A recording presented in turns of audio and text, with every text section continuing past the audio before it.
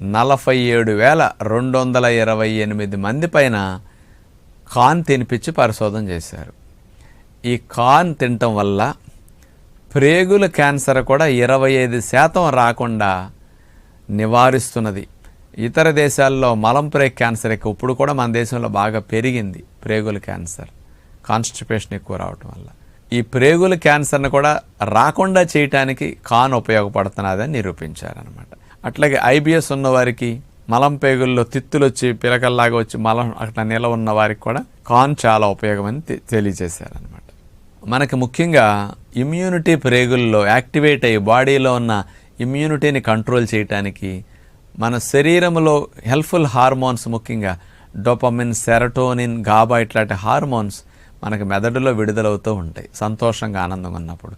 కానీ ప్రేగుల్లో ఉండే హెల్ప్ఫుల్ బ్యాక్టీరియా బాగా హెల్దీగా ఉండి ఎక్కువ సంఖ్య